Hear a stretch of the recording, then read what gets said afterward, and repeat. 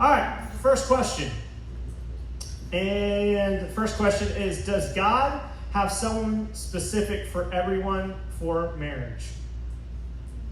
That's my question. It wasn't yours only. Sorry, man. Does God have someone specific for everyone for marriage? Who would like to answer this one first? All right, go ahead. I believe that God gives us a choice, and once we make the choice, that is the person that He wants us to marry. And I think it's a wonderful time of, well, marriage is wonderful, but I kind of turned the question around because I don't know that He made Don for me and had him in mind. I had to find him. And once I did find him, and I asked God, what I should do, then that was the one He made for me. So I don't know how to answer that any other, that we have free choice. Okay, cool. Anyone else? I'm just going to be transparent here. This is my third marriage. This is Bob's second marriage. When I met Bob, I was asking for a Christian man for years. Prayed about it, read about it, but mostly prayed about it. Friends of ours introduced us together, and we have figured it out. And he definitely gave me more than I asked for in a Christian man, and I'm very, very blessed by being married to my husband.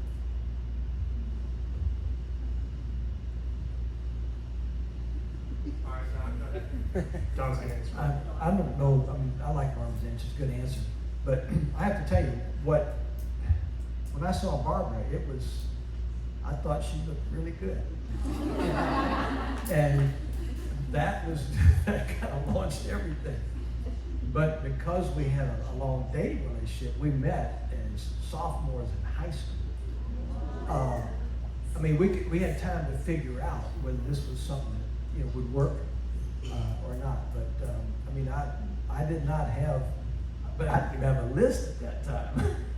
But just when I saw her, I said, now that, I really like that.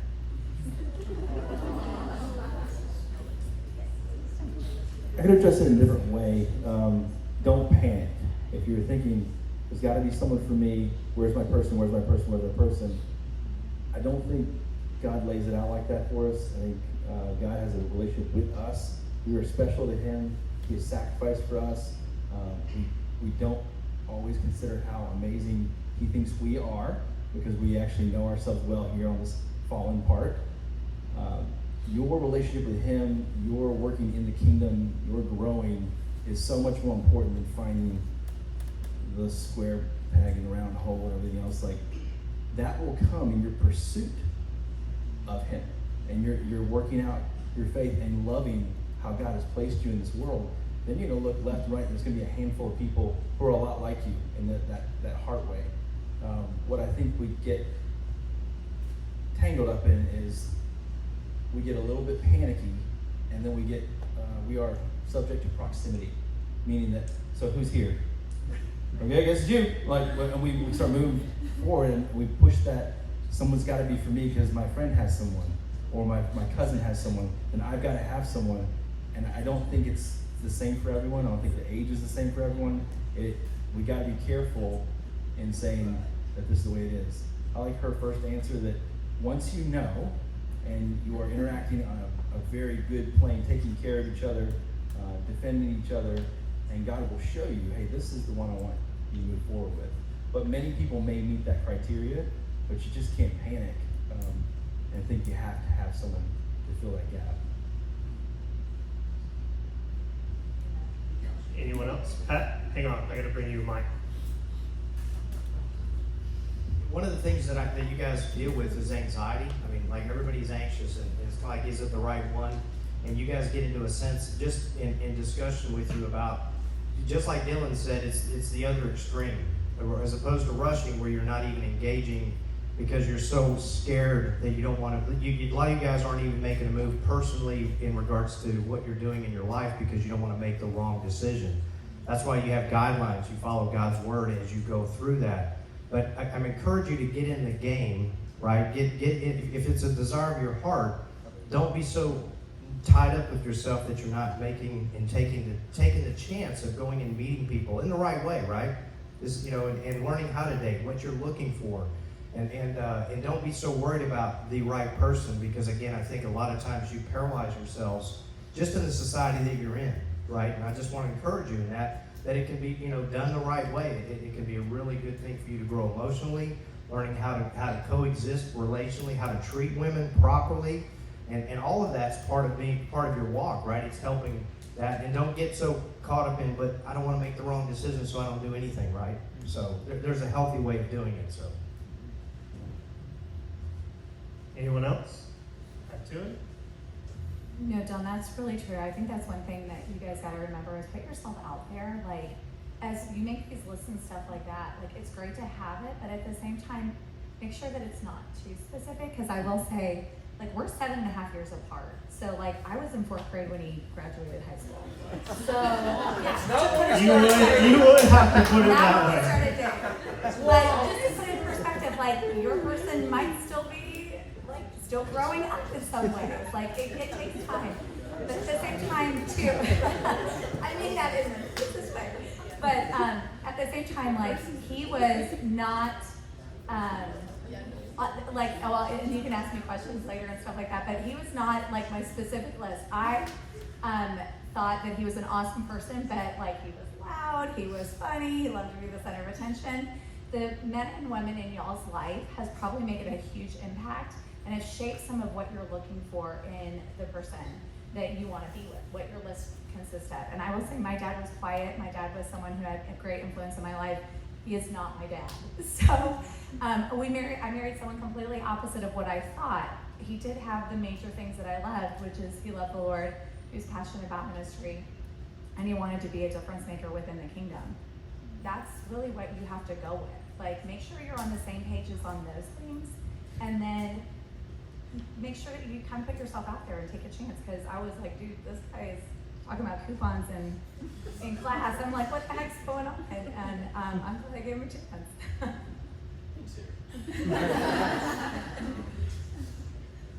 You good?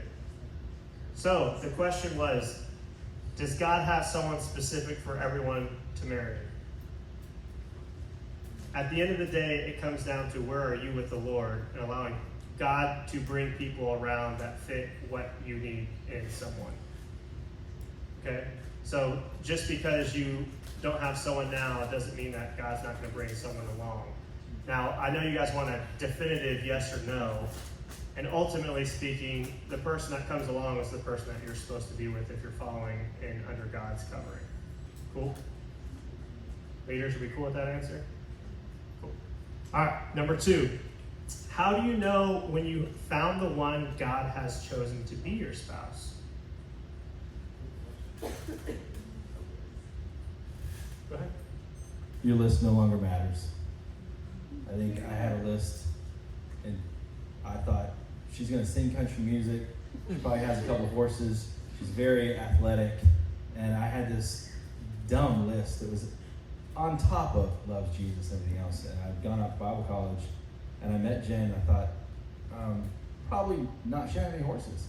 And then the more time we spent together, it was great. And there was a feeling of affection, but it was more friends. And then I saw her with children. And there was a whole list that I didn't even know about. She was so kind and so loving, so affectionate, because she was a nanny for 2 little girls, and I had followed her I wasn't following, she knew I was with her. We were going to the same place. And she was picking those girls up and taking them to make sure they're okay. And the interaction I saw wasn't a babysitter, it was a person that loved children and loved and nurtured these kids. And my heart beat fast. I'm like, what is that? There was a whole new list. And I think my list no longer mattered. And I remember, now we were a boyfriend and girlfriend, and she was volunteering in the youth group I was in, and we were loading balls into a closet, and I thought she was a high school athlete because she mentioned she ran track. And I didn't know that she ran track for like 1 season, got hurt, and never did again. And we met on a volleyball court, but the ball never came to her. I didn't remember that part. So balls were being thrown at her, and she went, "Yeah!" And I was like, what?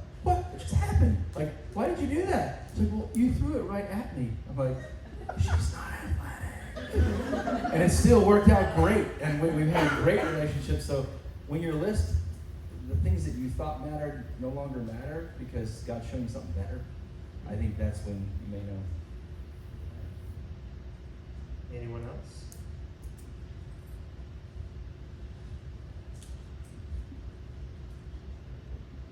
I'm coming from the younger age, so teenage, 14, 15, and I'm trying to find my mate for life.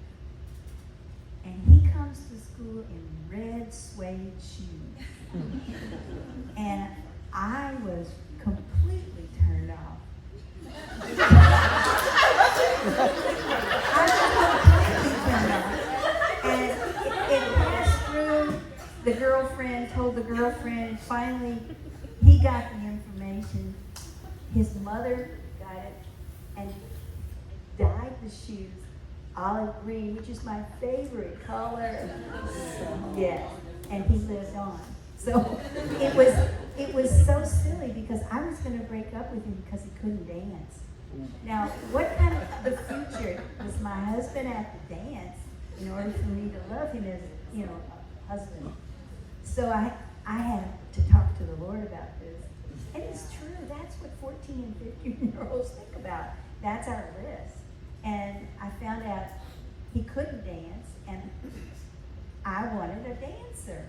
But then I started thinking, this is God saying, do you really think that's important? So I think on your list, there are things that are real important, and I think that's what we all agree with. It's their walk with the Lord. And so I started looking for the fruits of the Spirit, and rather than technical things. And I started seeing self-control. I started seeing love. I started seeing patience. And I'm going, I really love this person because he was more like Jesus, and I wanted to be around him more. And I got strength from when I saw him come up. I didn't see any other little guys in high school being like that. And so I was fortunate to find my mate for life that early in life. So we kind of grew up together. I forgot the question. But that we figured it out because we grew together. And it, similarly, we weren't all that well matched. I mean, Barbara went fishing with me a couple times before we got married, and that was it. I thought she's gonna be the outdoor girl, goes fishing all, but it didn't matter. By that time, this didn't matter. I just knew this was the one I wanted to do this race with, and that just kind of what sold us, settled it. Now, I think that's a key thing. So, how do you know when you found the one God has chosen? I think when you have somebody that's working in tandem with you to continue to try to grow in love and respect and honor for each other, at the same time growing with the Lord in unity within your relationship. I feel personally from my relationship with my walk, that was the most, that's going to be weird, turned on from like a perspective of Elizabeth and I that I've ever been, is in a setting where she was, man, the light bulb and the fire, the switch, whatever you want to call it, went off because we've known each other throughout high school as well. So it was like, man, that's somebody that I can do life with. That's somebody that I can grow with. That's someone that's going to stretch me, to encourage me. And when you have that, I would say there's probably a good thing that you got, and it could be what God's got for you in a spouse. Anyone else? Can I just say really quick Yes. too? Make sure that you have people around you that are speaking truth into you guys' lives, and listen to those people. I mean, like take their wisdom and take their questions and their whatever as something to look and mull through, because that'll give you the answers as to, is this person the right person for me? I would say for us, we had a very rough first 2 years of marriage, and no one said things to us beforehand that we were like, oh, we wish people would have said this stuff to us. And that is just one of those things, like we listened to the wise counsel before, but they never said anything. We got through it. But at the same time, make sure that you're listening to the people around you. Ask for those people. Have people in relationships with you that will speak into that, because that makes a huge difference of what you might see and what you might not see. Don't like worry about it, but listen to those around you. Hey Josh, just Hang going on, off yeah, of your, mine. okay. Because I know this is a key topic for you guys, and I watched it in their relationship and even in ours. If you're walking with the Lord and He speaks to you about other things in your life, your relationship should be no different. You'll start feeling a stirring. He went up to visit Liz up in Boston, and I remember Karen and I saying, you know what, I just wonder, because we always wondered why, because they've been friends forever. But, when he went up there, wouldn't that be cool if maybe something, right? And that's kind of how it was. There was something all of a sudden that, again, if you're not walking with the Lord, this doesn't really apply to you. So I'm not trying to but if you're 1 foot in the world, 1 foot out, you're just kind of, doing it in name only. But you're walking with the Lord, why wouldn't He speak to you about that? Why would He just, there's something unique, something special. It's kind of drawing me in. And like she said, you got the wise counsel, you got the things that you're learning here, the things that are super important in regards to, is this the right one, right? And I would encourage you, don't be, like I said, I'm trying to take the stress off, right? I mean, it's fun to go out and do it the right way. I mean, you're going to get shot down. That's part of it. That's part of growing. You cope with it, you move on, you realize that He loves you, so it doesn't matter what somebody else says. That's just not the right person for you, right? And in that process, there's something that's really special that the Lord will speak to you in no different than any other way that He speaks to you today with anything else, right? And I just encourage, because you've seen that, and it'll happen for you as well. Just don't be fearful in regards to the fact that you don't know. So the paralyzation is what you guys are just rampant with. You're just sitting doing nothing. And I just encourage you that God wants you, Jesus came you have abundant life, right? He sent us the Holy Spirit so that He could lead you through all the things that you're dealing with, including this part of your life. And hey, it's something I like. Well, guess what? God wants that for you as well, right? Just go by His leading and all the other things that we're discussing. Yeah, this chick right here decided to ask me if I wanted to go on a trip. And I was hey, do I want to go to a worship night? I'm like, yeah, love it. Let's go to a worship night. I'm an introvert. So those that don't know that, because I'm pretty outgoing here, I get worn out by people. It's more of conversations. Like if I'm having a really deep conversation for a while, man, I want to pass out. I say yes to this trip.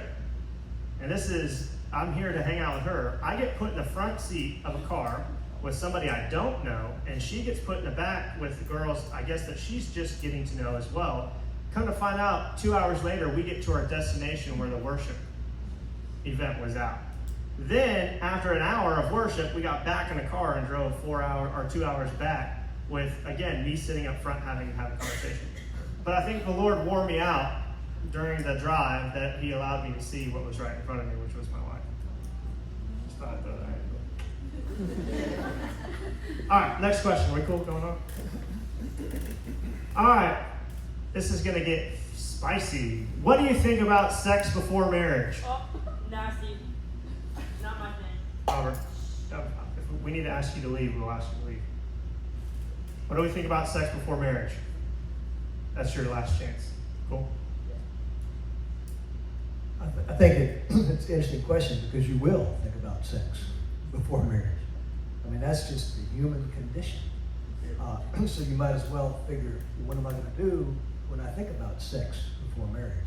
And then, as Pat said a minute ago, if you don't have a relationship with God, if that's not important to you, nothing's going to help you. Nothing's going to work. But if you do, you're going to take your cue from God's Word because He knows what's best. And He's pretty specific about things like that. It says it belongs in a marriage relationship. It's part of the glue that holds marriage together. And it just doesn't work outside of that. So you have to work it out. You have to develop self-control.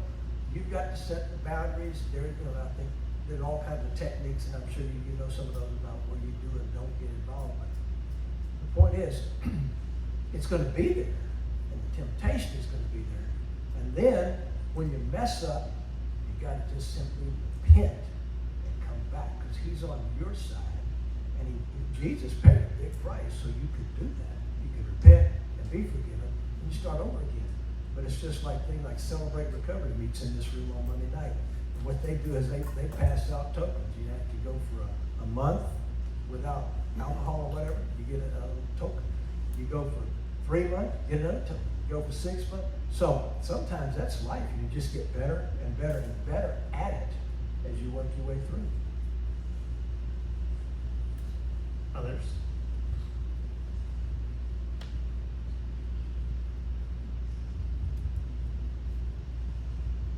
God's pretty clear. Sex belongs inside of marriage. Inside of marriage for a woman or man. Sex is awesome. It has its place. Fire is awesome, has its place. It belongs in a fireplace in your house, but not on your drapes, not on your ceiling, and not on your bed. You take it out of its place, and it gets real destructive. If you begin to have sex outside of marriage, what you thought you were getting, you're not getting. And there are unintended consequences that come with all of it. And then we end up with what we didn't want in the first place, and we have broken hearts, and we have people who have been abused in certain situations, and it's all because we thought we wanted something that felt good at the time. Is it all redeemable? Absolutely. Wherever you're at, today's a new day, and God redeems those things. So I'm not talking from a place of cast down, but if you want to get down to it, it doesn't matter what I think about it, because God can do that. God says, this is a wonderful gift I've given you. If you keep it inside here, it's going to be something that actually strengthens your future, your marriage. Your children will watch these things. But if you want to do what the world says, and the world says you have license to do it all, and we can watch. It's a horrible world when it comes to sex out there. And it's teaching a very different way, and you get to hear it every day. You got more people telling you things, and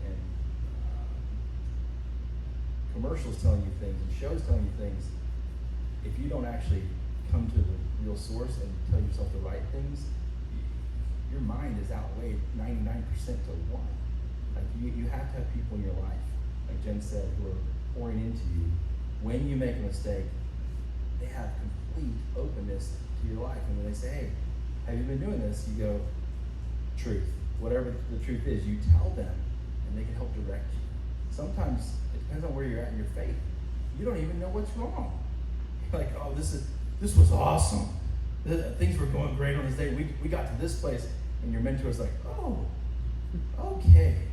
Well, let's back up a step. And then they begin to tell you the truth about taking care of someone, taking care of their heart, etc. And you're like, ugh, screw that one. Like, yes, you did, but we can actually move from here. You got to be honest with somebody. Someone has to have access to your life, or we begin to put the fire on the curtains, on the bedspread, and on the ceiling, and we wonder why the house broke down. It is a wonderful gift, but the world has perverted it.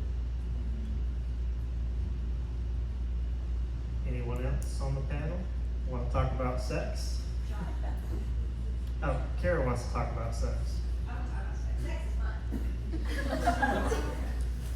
This is gross. This is my mom. Hey, you're here. Well done. We did good. One of the things that I thought of when I was younger, and I think I shared it in our group, was when I'm dating somebody, we're not married, right? We're just dating. So I always had to try to think of, I'm possibly dating somebody else's husband. If my husband's dating some girl, do I want her sleeping with him? No, I don't. I don't want him coming to me after he's been with some other girl, right? And so what I tried to do was think about that. I'm dating this guy. We're not married. I don't know if we're going to get married. So I need to behave in such a manner as this could be somebody else's husband. And hopefully when you're dating a young woman, you're thinking, this isn't my wife yet, but she could be, but she could also be somebody else's wife. And do I want somebody messing with my wife? Does that make sense? So maybe it'll be a good tool, a thought process of when you're dating somebody, and you're not married, that could be somebody else's spouse that you're with. And so maybe you should treat them that way. Cool. Wasn't all rainbows and butterflies. I thought she was going to be more sarcastic. Got really real. Go ahead. I was just gonna say too, one thing for guys and girls to realize is women and men view sex differently. And that's really important when walking into a relationship. I grew up in a Christian home, came from a very sheltered background. And so I would say that for those of you that, feel like, oh my gosh, it's not okay to think about, like John's exactly right. It's part of human instinct. It's part of the things that we are gonna desire, all of that. The desire is fine. It's what you do with that desire that you need to be careful with. It's how you fuel that desire and all of that. So don't beat yourself up if you're like, oh my gosh, I do desire that. It's more of like, don't act on it. And have those people around you that are holding you accountable for that. But then, I lost my train of thought. That was good. It's gone. Oh well, there you go. Mic I drop. work with preschoolers whole time, Mic so. drop. Anyone else?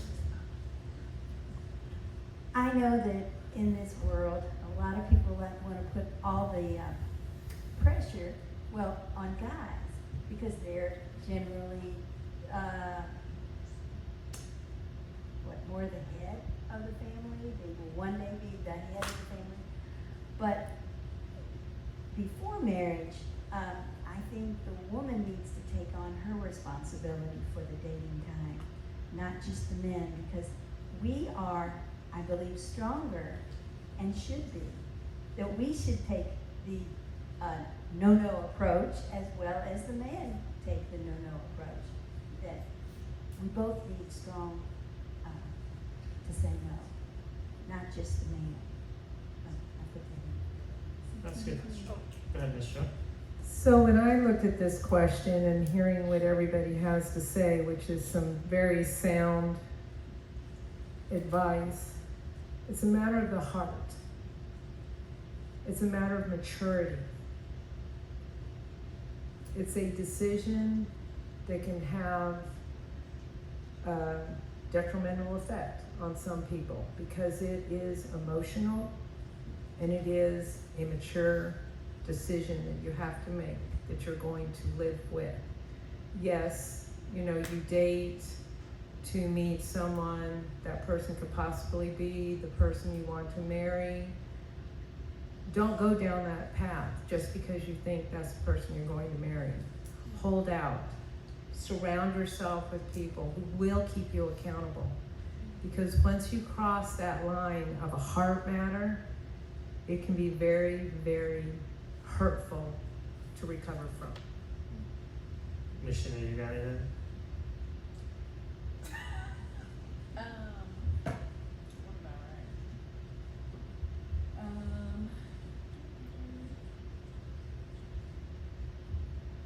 What about well, I mean, I don't know what to offer. I think as a single person, who, Yeah, don't hold the bottle. I think I broke it. Just don't hold. This is the antenna. Don't Oh, hold the don't bottle. sorry.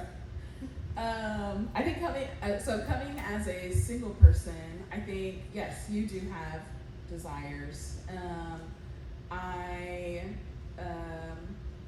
agree wholeheartedly with everything that all of these wonderful people have said. And I've seen friends who have not respected or honored the boundaries that God has clearly laid for them be just completely broken, completely just emotionally unwound. And walking through with my friends who have, we're testing boundaries, and then, understanding that I don't want to do that anymore, but then now they're living with the shame and the guilt of what they did, and living in that and feeling like there's no way out. So I think just, I don't know what I'm saying, but I'm saying something. All right, cool.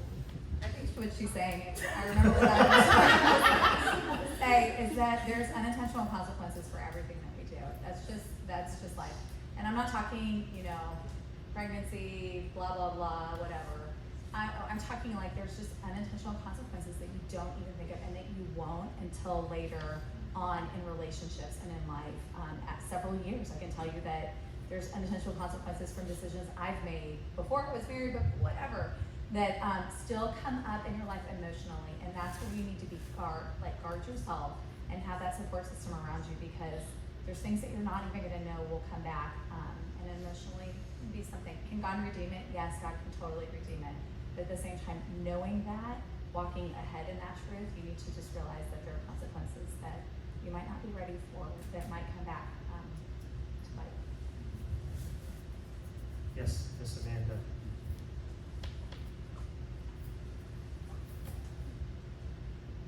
So also coming from a single perspective, but just, you see and hear from people around you and from people who talk.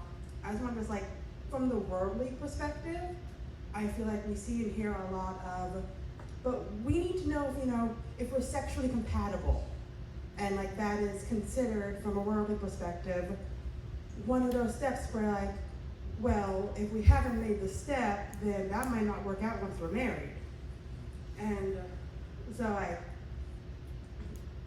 my perspective on that is something that can be learned. So like if that's something that is in your head, because again, the world is all around us, media, friends, we see this. If that's a concern in your head for a partner, is that there's a learning curve. If they're the right person for you, I think that they'll take the time to learn that, and you'll still be able to enjoy that gift in its proper place. I can confirm that. There's a learning curve. And it's a fun learning. It's a fun learning curve. There's nothing wrong with it. After your honeymoon, you come out and you wonder if everyone's staring at you because they know what you just did. And you weren't good at it at first, you're not, but that's fun. The whole thing is fun. You don't have to worry about that stuff at all. And the idea of trying each other out before you go, it's all twisted. It's all twisted information. The idea of sharing or sexting before dating, like, well, does this, I don't know. Like, what are we doing? Are we at Walmart picking out something on a rack? That's terrible. That's not how we do things with humans, and it's a lie. Like you're living in a place where lies are being fed to you all the time about sexuality and about having sex, and it's a wonderful, clumsy walk through things, and it gives you all kinds of things to laugh about with you and your spouse. It's wonderful. It's fun. Hey, Josh. Yes. Pastor Don said that they grew together, right? That was one of the things that really, and don't look at the sexual experience as anything different, because women need, the most important thing is security.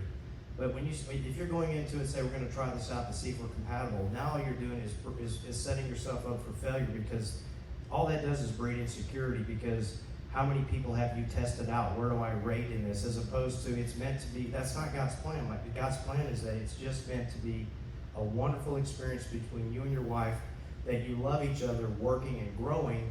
It could be you growing in building your home and your family, and then learning about each other as you experience it, but it's in a safe place. It's not something that you're being compared to, the other 10 guys or girls, because that was the mentality that you grew up in. And understanding that why would you put yourself into that? I mean, why would you, constantly be worried about it? And I think, as you said, the consequences, I know women for sure, they're looking for security. And it's that unintended consequence, but understand, all it's going to do is set up you. Now you're going to be comparing where you are and where you're at, and if that's part of your mentality, it'll come back on you at some point. And there's redemption. I know we stated it a lot throughout the series. Everyone's all at different spots. Everyone's all at different walks. Some people came into it not knowing anything. Like this is what the Lord desires and designs. It's okay. There's restoration. God's a redeemer. And so Destiny spoke on that last week. Man, He can restore. and He is a God of restoration. So if there's a feeling of condemnation, He's carrying that, not you. Okay? So walk in that freedom. Cool. One of the questions is, what defines sex? Oral sex is sex, guys. Sorry.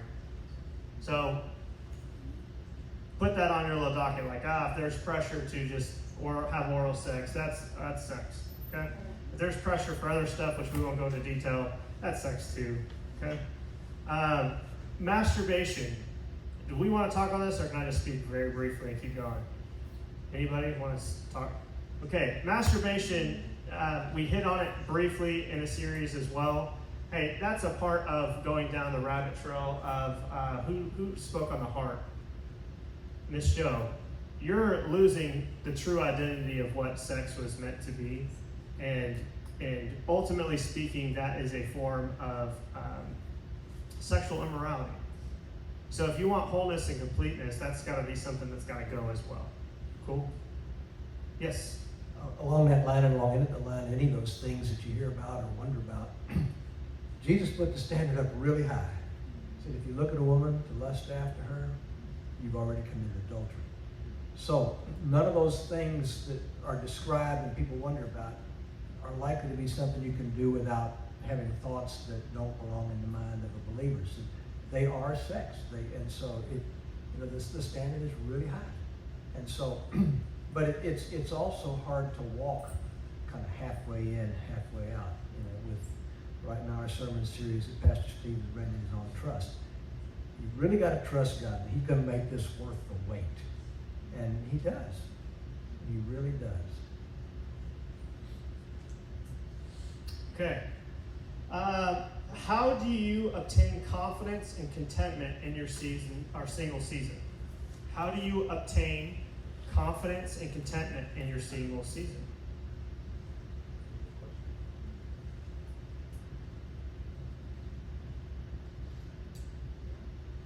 I guess the single person wants to speak. Hey, Miss Sinead, you can speak whenever you want. I You got know. wisdom, and don't just because. No, I know. All There are right. just some things. There are some of these questions that I did not answer, Okay, and so like the one before, I didn't have an answer. you're good. So you put me on the spot. I'm encouraging you, is all. So I don't know. I was thinking about this question, and I found it a little problematic. I don't like when people say, singleness is a season, because with the term season, that means like change. Well, what if it never changes?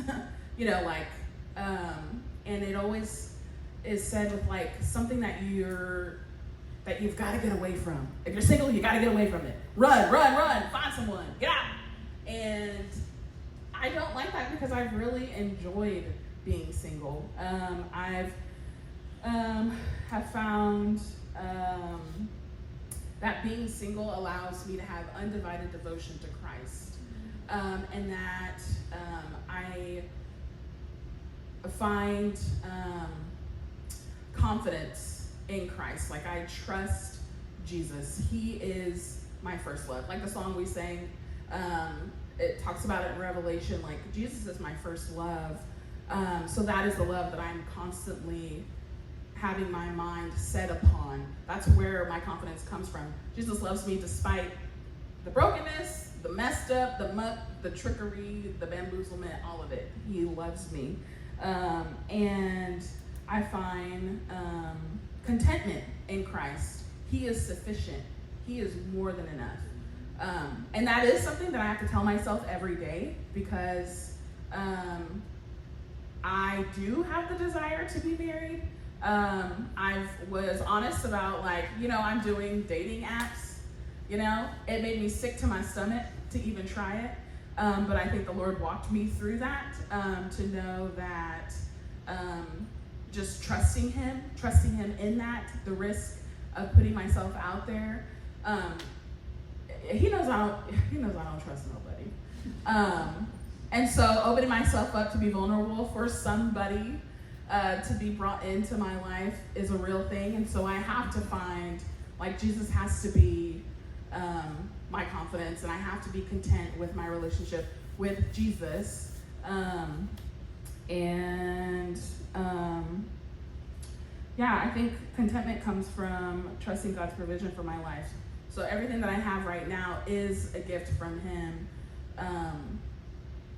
Being single, I'm not gonna say is a gift, because it's just like sometimes it don't feel like it. But sorry, I speak when I'm nervous.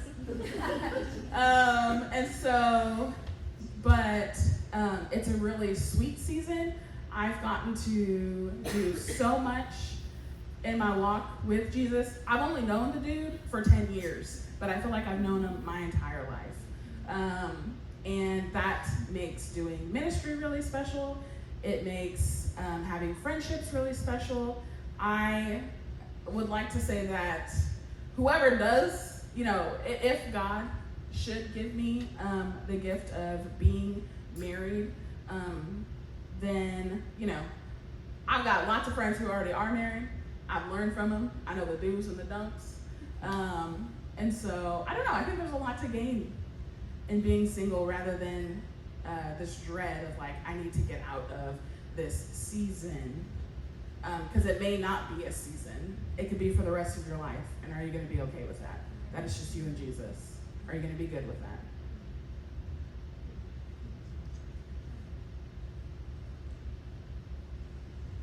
I got to meet Jen when I was about 25, so I had a singleness time that I really enjoyed. I came to Christ when I was 22, so about 3 years of not being a boyfriend and not pursuing that kind of cleaned up my life, because I got free of this necessary pursuit of another person and understood that I was being pursued and that I needed to mature. I needed to be, if I was ever going to be a husband, I needed to mature. And let's let that breathe a little bit for me. So I remember growing by leaps and bounds, and that's where my confidence came from. I was growing, I was learning, I was useful in the kingdom. He was, in Ephesians 2, 8 through 10, he talks about he has provided works that you would walk in. He has invited you into his work. And I felt invited. And I went to everything I could possibly do to do some stuff. And my confidence was rising all the time. And I remember outside of Texas Stadium, going to see the Rangers, one of my mentors was walking in with me. He's like, so what about getting married one day? I'm like, as long as I can have a dog and do ministry, man, I don't care about getting married. And he laughed out loud. He was like, that's the dumbest thing you said today, but all right. And then we walked in. I was serious. I didn't even care if I ever met anyone, because I was so full of what God was doing in my heart that I thought it would be okay. And a week later, I met her. And things started to rapidly change in my future. But at the same time, I think the confidence came from just this relentless pursuit and being okay in that. I remember meeting several girls that would meet criteria, and they were excited to meet me, and I shot right past them because it was not time at all to engage in a relationship, because I was so excited about growing. So I think that's where the excitement comes from, and God will tell you when it's time to be excited about somebody else. Oh, Jen, go ahead. No. You guys are right next to each other. You didn't forget it. Come on, Jen. Go ahead, and then we'll get to Don. Did you really forget it? Oh man, that's what my wife says too when she's mad at me. Jen's mad at me. I messed up. Just kidding. My wife doesn't do that. This is probably going to sound a little carnal, but the fact is we do live in the flesh. The Bible's pretty clear that if you cannot control yourself, then you should marry. And so, and Paul was talking about in the context of him being given the gift of celibacy. Now, if that's not your gift, and you know it's going to be a tough road, then God's got a marriage for you.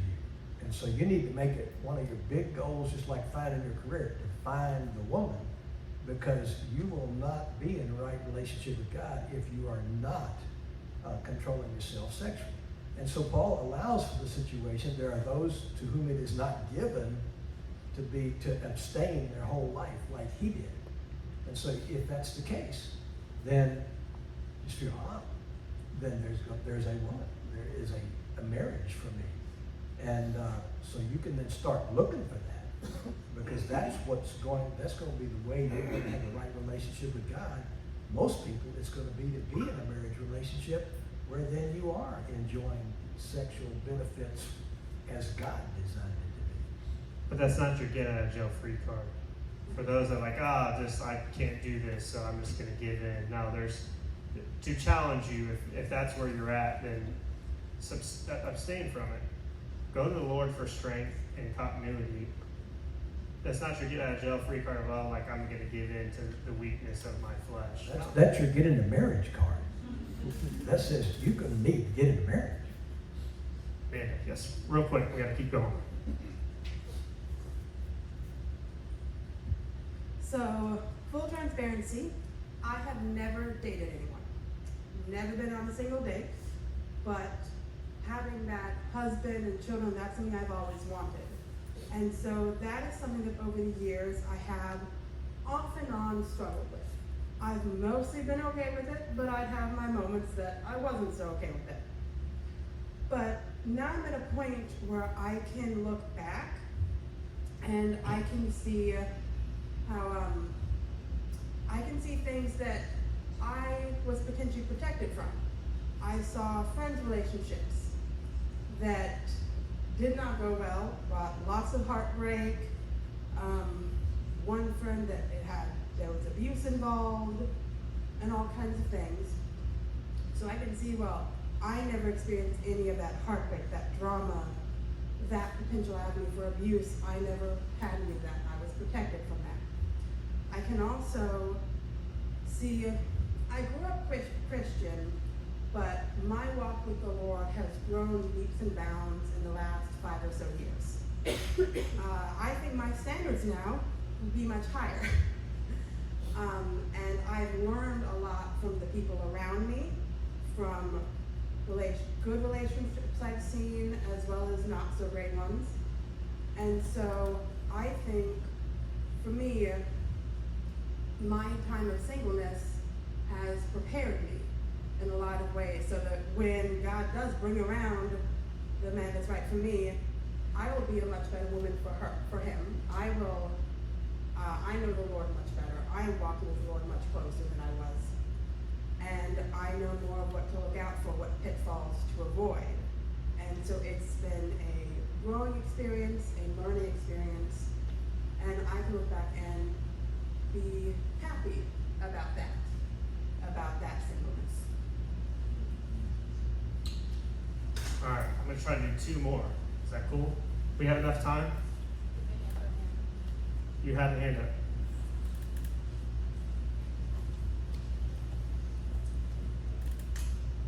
I just want to say real quick, don't let the enemy fool you that marriage is going to make you content. We have to learn to be content wherever we are. If you think marriage is going to do it and you get married, guess what? After the new wears off, you're not going to be content. Contentment is a heart issue. It's not a season of life issue. So Paul tells us we have to learn to be content in whatever season we're in. So you have to learn it now. And if you learn it now, when you get married and times get rough, which they will, you'll still know how to learn how to be content because you've learned it now. So just remember, contentment is a heart issue. It's not a season of life issue. We try to be transparent with that. Marriage isn't always rainbows and butterflies. You will go through some trying times, and you want to have that somebody that's going to push for the right thing. See, where are we at? All right, how do you keep a good relationship after moving in together, before and after marriage?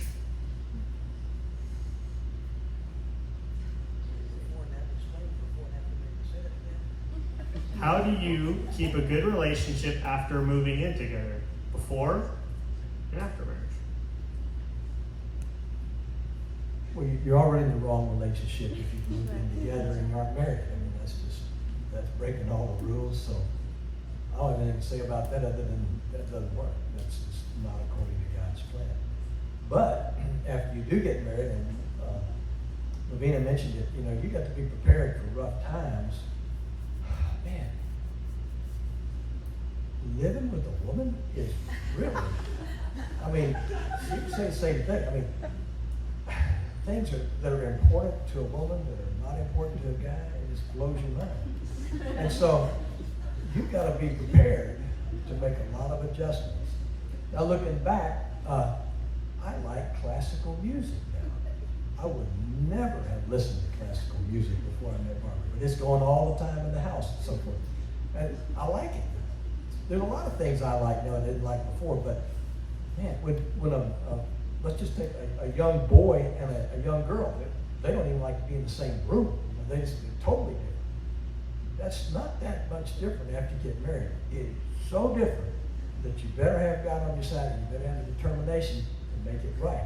Because all the good things you hear about, he who finds a wife finds a good thing, that's true, but there's some shaving off of rough edges on you and her family that make this thing work. So Shaving in general. shaving. That's you have to reach a mutual decision on that. Barbara's like, what are you talking about?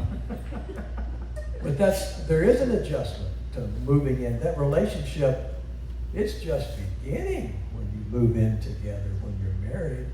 And wow, you got a lot to learn. But it is so worth the trip, and it gets better and better. That's the thing about it. With 57 years, this thing gets better and better and better.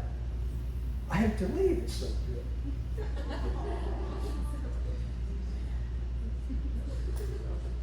It's true. Women are high maintenance. It's all good. But if you're worth it, you just have to figure that out before you move in, before you get married, before you have a commitment. You have to look at all those things. Is she worth all the things that you might think might happen?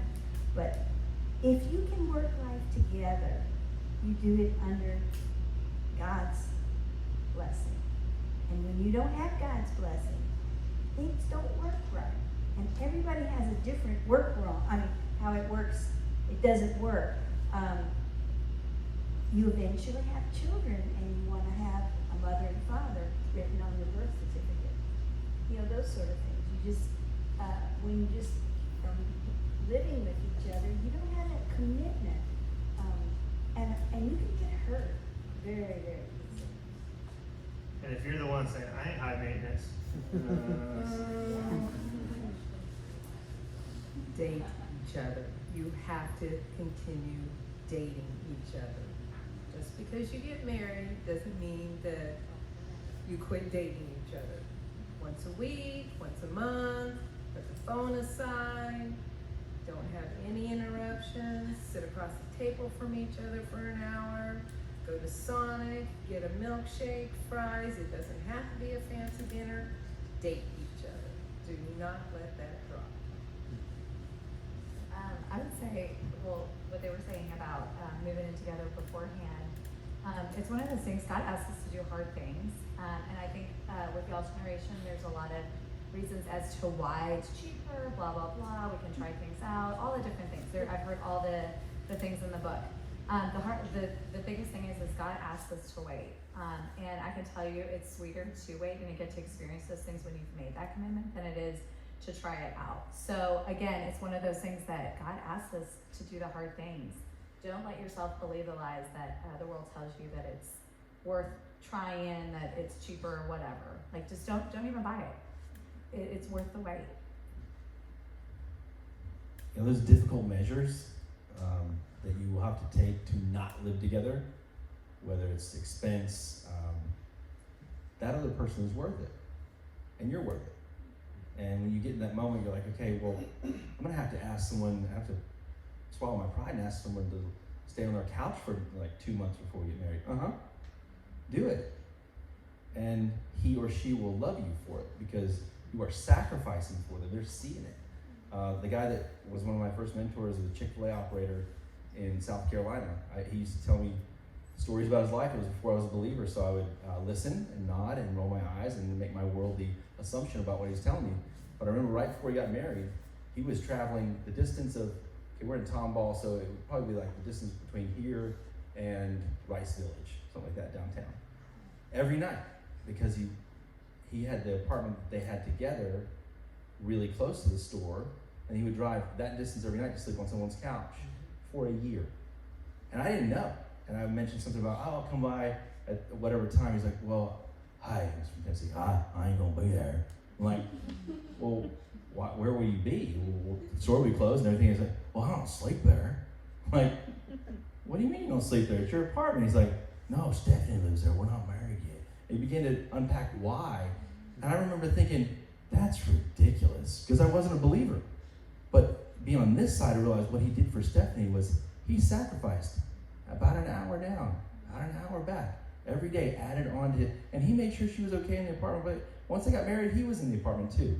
A bunch of his stuff was there, but he showed her, you are this valuable to me, that I'll do this. So whatever it is you got to do, once you decide this is your person, show them they're valuable enough to wait for. And that's not what the world will tell you. And I'm telling you, that's why it'll make it special when they begin to see what you're doing, and that you will humble yourself and ask a friend or something for a favor, or your parents to move back in for just a little while. Whatever it is, once you've decided this is where I'm going with this person, don't stumble on things that the world shows you. Yeah, I should have moved back in with my parents. I would save so much money in that season. You gotta come over here, I got the mic. And then after this, we'll go to our last question.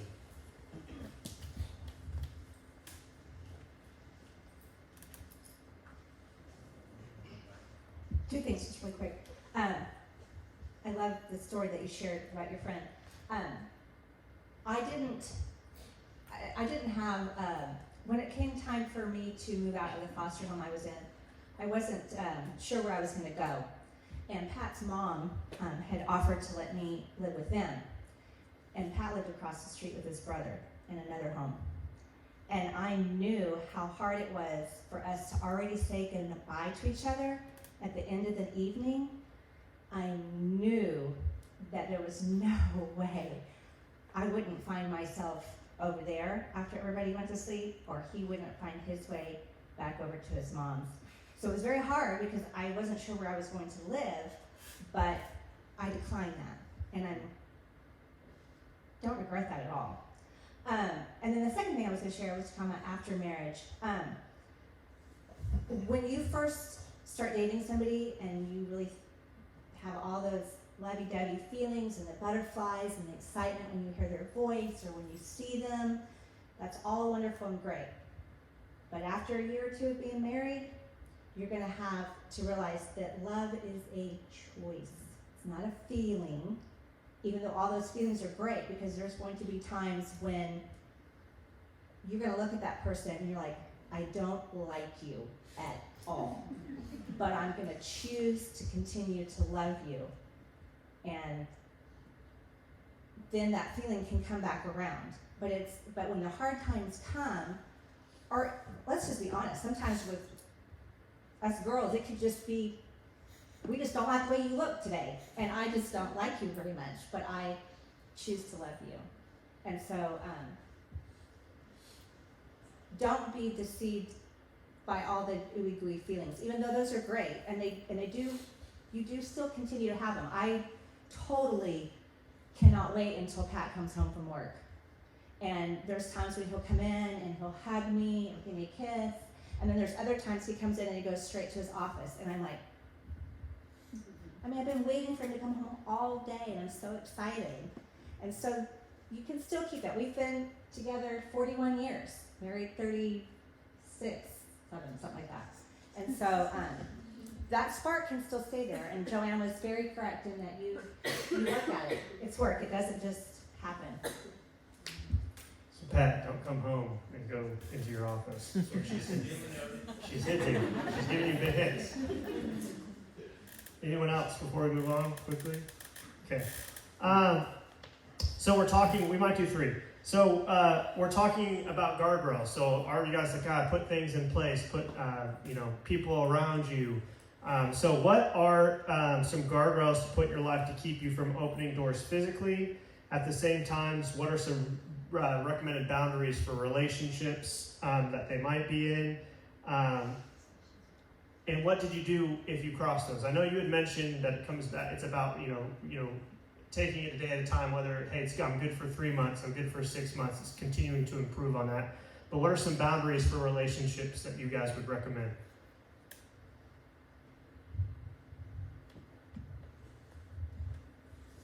Each of you has someone that you have to be honest with, and that is a wiser person in the spirit than you are, that will speak wisdom. That's first. Then your friend group also are some people that would also push you towards good things, not judge you, but also push you toward good things. Once you know that there's definitely passion between you and this other person, it will make itself evident for sure. There'll be a moment you're like, okay, let's turn a light on or something. You know that you've gotten there, it ain't gonna get any easier, okay? So now you have to put some guardrails in place, and I think at that point, you then don't go places where you're completely alone. You don't go and lay on the couch and just watch a movie together. And there's a lot of access there, I'm just telling you. If you run into those guardrails and just hop the bridge and you just have a rough night and you have now done things you didn't want to do, be honest with your mentor. Be honest with your discipler. They'll help get you back in gear. And honestly, we were that couple. We got into the point where okay, really like you, really like me, we really like touching, so we're gonna have to back off. We were actually engaged, and we're like, no more kissing for 3 months. We were 3 months out of being married, and because it always started with kissing. Kiss is no problem, it wasn't even on the list, right? But it was like the gateway drug. So just kiss, and the kiss was nice, and that kiss was a little softer and tender. And you know what happens. We need to get some water, some ice, a bucket of ice right now. So we knew, we could say, okay, well, we're going to draw the line here. Oh, no, we weren't even good at that. You already got the fire cooking. So we decided, okay, since we can't keep our hands to ourselves, we're going to have to stop what ignites the flame, and that's kissing. Our next kiss will be on the altar. And that was drastic and not fun, to be honest. Hey, good night, bye. And the next kiss was on the altar. It was nice. The guy that married us mentioned that to the people that were there, and she was worth it. She was worth doing those things because we were headed down a road. We were moving too fast because we really wanted to be with each other, and you will be in the same situation. So once you realize that, hey, let's take some extreme measures to take care of you and take care of me, and put some people in our life that can ask questions, and then if we have to, put our foot down and go, hey, there's none of this. Because if you don't start it, you're not going to end up in a bad spot. You don't just jump to those things. Anyone else? I'll try. I mean, there's probably not a one-size-fits-all thing on how you're going to resist temptation in your particular relationship. But one of the things that you can just count on is God says that with the temptation, He always provides a way of escape. And what you just described was a way of escape. And you don't sometimes want to take that. That's a nice exit sign going flashing, but you don't want to go out it. But it's kind of like just use a little creativity. God's a creative God. What can you put into your relationship? Do you need to have other people around you all the time for a particular season or whatever to get you to the finish line or whatever? But there is a way. There is a way of escape, and God will provide that. But you've got to find it. Anyone else? I think these boundaries or guardrails need to be set in place before you're even dating. Even if you're friendly with the opposite sex, I remember being Elle's age, and being a young adult, and it was just so exciting, and everyone's just all in for Jesus, and we're serving at the nursing home, and we're doing this and we're doing that together, and everyone's making eyes at each other am I gonna end up with you? Am I gonna end up with you? Ooh, with you look nice. And but then those boundaries have to be set in place too, in your friendships, because there were times where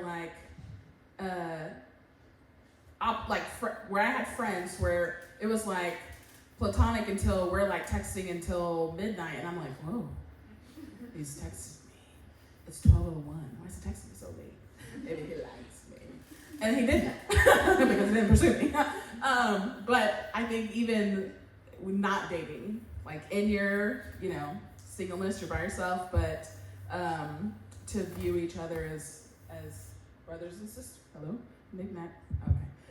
Okay. To view each other as brothers and sisters in Christ first, and kind of protect yourself, you know, even in your, like, being a single person. Don't hang out at someone's house super late. You know, there was no intention of dating, but things can happen. You know, feelings start to bloom, especially as a female. You know, our minds can wander. Y'all, we can, oh gosh, we can draw lines where there are no lines. Like, we're like, you know, there's just, we can pick up anything and turn it into like, oh, he's interested. Oh, he's interested. He said hello. He stayed late. You know, he helped put a battery in my car. No. Okay. Am I making sense? Am I rambling? No. Perfect sense. Okay. Because you get that in marriage too, where they're drawing lines and you have no clue where the argument's coming from, why they're upset, what's going on, or just kidding. Where's she at? Is she not in here?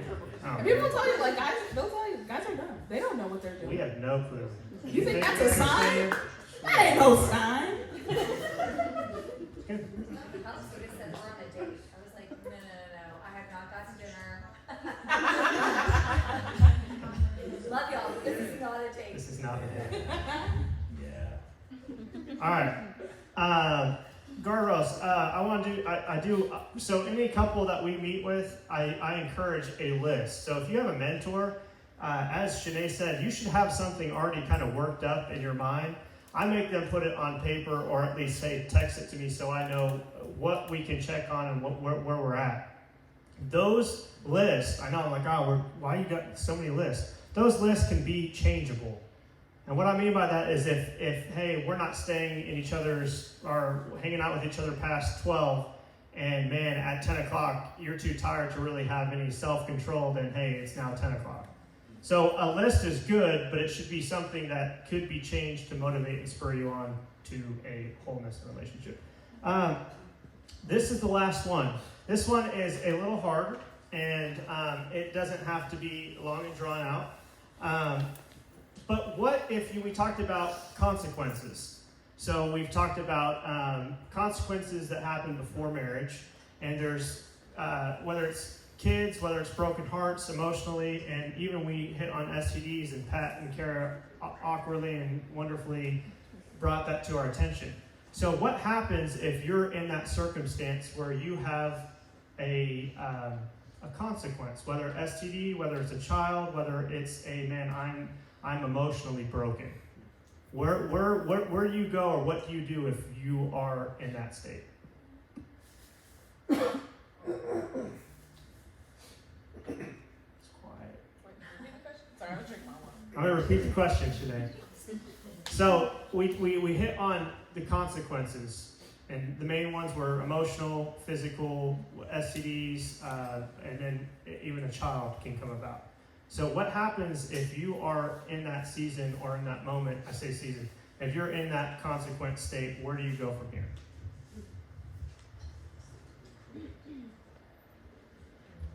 I'll try it. I think that God can fix anything. And so it may be difficult. It may not be the same for you then in your approach to relationships. Let's say you have a child, for example. It's going to be different. But God can fix anything, and he can put that together in the right way. The whole STD thing, if it's not medically fixable, then you just have to be honest, and your life's going to be different than somebody else's life. But God still loves you and can still have a plan for you. So just trust him. He can work anything out. The Bible says all things are possible to him. So trust him. He really has a good plan for you. Anyone else? Yeah, I was just gonna say, very similar to Don, age-old thing of treat others like you want to be treated. Just be open and honest. I mean, God can redeem anything, he can use anything, but at the same time, if you would want someone to tell you, then make sure that you are upfront with that person. Because I think it's just fair to do that in a relationship with any friends and all of that. So, yeah, just treat others like you want to be treated and be honest with where you're at. get healthy before you get into another relationship. I'm not talking about physically. If there is lingering effects, yeah, honesty is going to be the only policy there. But just get healthy. Get spiritually healthy before you enter another one. Then you'll know how to take it. When to say, oh, by the way, here's door number 2 that you need to know about me. That's not on the first date with everybody, but you may need to know when that is. You'll do that when you're healthy, but when you're not healthy, you'll fear. And we make terrible decisions when we fear. We'll run to something, we'll make a snap decision, Band-Aid hire, all those different things for our relationships because we think we're going to get left behind and we panic. There's no panic. God will restore you. You get restored, and then you enter back into this place. Again, I was saved at 22, so I had experienced sexual encounters before Jesus. Jesus cleaned me up, but by the time I met her, I had to tell her because she had not experienced those things. And I remember the night telling her because it's like, well, I'm healthy, and I know that this is the thing I need because I want to spend my life with her, and we're talking down this road. So I talked to my mentor. He's like, well, you got to tell her. So I did, and she said, well, I'm gonna need some time to think about that. I was crushed because I was hoping for, well, we're both in Bible college and God redeems everything, but that was her right to take that away and say, I need to think about that and pray about that. But it was also what I needed to do, be honest and truthful in those things. And I wasn't coming as a scolded puppy. I wasn't coming going, well, I did this and I don't know if I'm even worth marrying anymore. Like, no, I knew I was worth marrying, but I knew that she needed the entire story. So she makes a good decision and she doesn't have a moment later and goes, what? Why didn't you tell me? So being honest and being healthy before you ever get involved again. If you got a kid, that's a gift at some point, and you're going to realize that. But it's going to make dating very, very different. And don't get bitter. Like the person that is going to be in your life that is worth you giving your time to, because you don't have all your time to give anymore. But that person that is worth those things is going to see that rightly and see that you are a person who is taking care of your child and loving your child, and they will rightly come alongside you. Anyone that isn't in that category, don't chase. Don't worry about it, and don't be bitter and go, oh, it's another one. Once they saw my son or my daughter, they're off. Like, don't even worry about it. From now on, it's a different sect of people, and it's probably a very mature person that can love a child and love a brave person. Cool. Anyone else? I'm going to back up a little bit on guardrails. Dylan said it is your right. It is your right to have guardrails because that guardrail will lead you into the level of maturity to where you can be spiritually healthy. So just remember, it is your right to put guardrails up for yourself.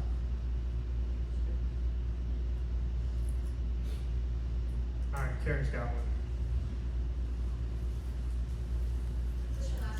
This is my last question, so I guess you can go as long as you want. Just kidding, guys. Wake up. We're about to be done. I think this is a very fitting question for where I feel like the Lord wants to take us.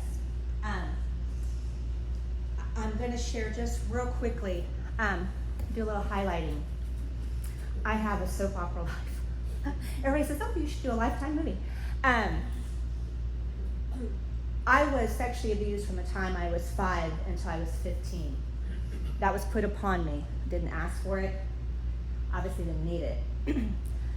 Suffered with self-worth. What was I created for? Is that all I was created for? Then